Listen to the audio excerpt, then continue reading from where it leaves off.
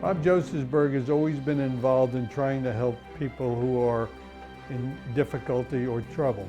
He has represented pro bono so many young kids that have been involved in drug abuse.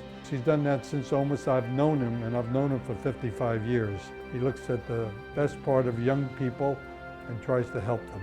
Bob is a big guy, literally, figuratively. He does everything in a big way. He has done his work for the community with honesty, sincerity, and integrity, and respect for everyone's station in life. I can't emphasize that enough.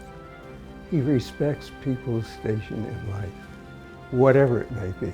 He's colorblind.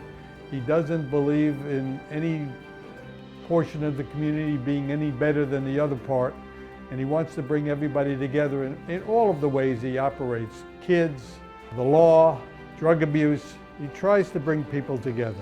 I just think that Bob sensed and appreciated diversity early on and how important it is, and how silly some conflicts are because people don't take the time to understand what Muslims are about, or what Catholics are about, or what this faction of Protestants are about. He's always been interested in the little guy, the underprivileged, the disadvantaged, and he does everything he can to help people. Bob deserves every accolade, every award that could possibly be given. He would never ask for one. He's very, very humble, but Bob is the guy. I don't know why Bob didn't get this award 40 years ago. I've thought a lot about what I wanted to say today. I wanted to thank all the people who have been so good to me my entire life and have placed me where I am now. But I figured out I'd use up my 2 minutes if I mentioned the 50 of them. And then I'd realize there's another 100 that I didn't mention. But I know who you are, you know who you are, and you know that I know who you are. Thank you. Thank you from the bottom of my heart. I wasn't sure what I was going to say today until I got an email this morning from my law partner and friend, Peter Prieto. And I want to read to you what he sent me about friendship. Watching other people succeed is one of the toughest things to do, especially if we are not doing well ourselves. In our hunter-gatherer minds, we suspect that life is a zero-sum game, that for someone to have more means that we might end up with less.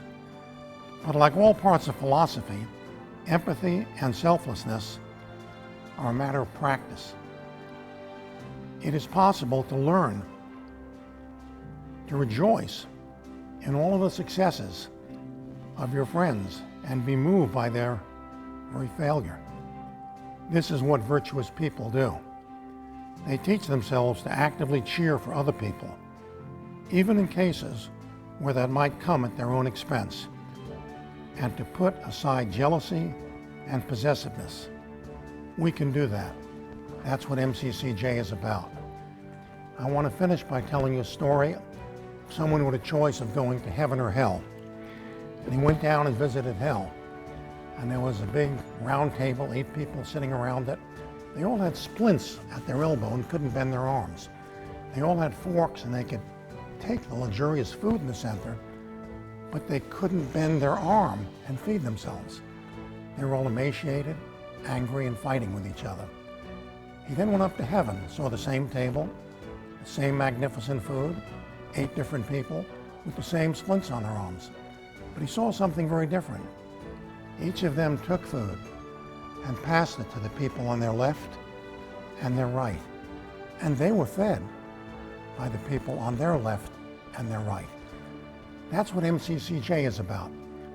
We have to keep feeding each other, helping each other, and working together. I hope we can do that this next year. Thank you.